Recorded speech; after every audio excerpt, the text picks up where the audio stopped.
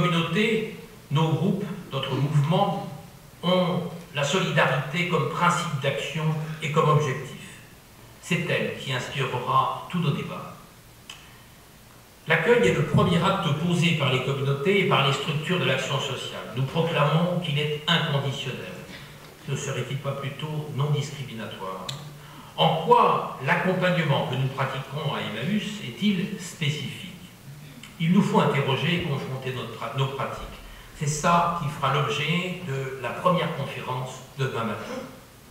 La deuxième conférence portera sur notre présence sur le territoire. Faut-il renforcer l'existant ou créer de nouvelles structures?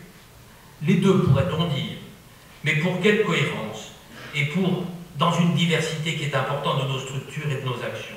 Et puis, comment gérer la complémentarité, dans certains cas, la concurrence entre nos structures?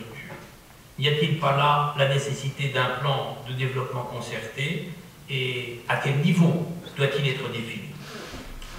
La troisième conférence de demain matin portera sur la préservation de notre autonomie et la garantie de notre indépendance. Il y a consensus aujourd'hui pour conserver à nos communautés une autonomie financière pour leur fonctionnement, considérée comme nécessaire pour garantir leur indépendance.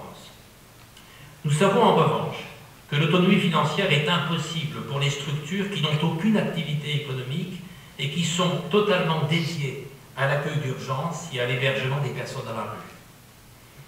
En revanche, l'autonomie financière est partiellement possible pour les structures d'insertion qui perçoivent des subventions liées au contrat d'insertion.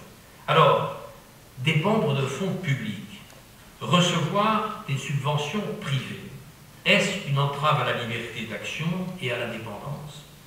Quelle relation établir entre autonomie financière et indépendance d'action et quelles en sont les conditions? De fortes réactions se sont exprimées ces derniers mois sur la question des partenariats. Celui qui s'achève à la fin de l'année avec GDF Suez a fait débat. Certains considèrent que les partenariats conduisent à des compromissions inacceptables avec les entreprises dont la finalité n'est pas la nôtre. D'autres affirment qu'ils sont nécessaires à nos projets d'accueil des personnes en difficulté et qu'ils permettent une rencontre avec des salariés qui, dans les entreprises, se posent des questions de sens et d'engagement dans des causes socialement utiles. Comment concilier ces positions?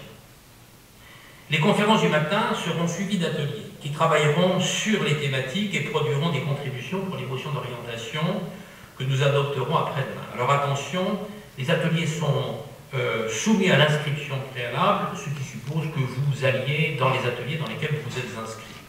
Pour ceux qui ne se sont pas encore inscrits, ils pourront poursuivre dans les salles de conférence avec les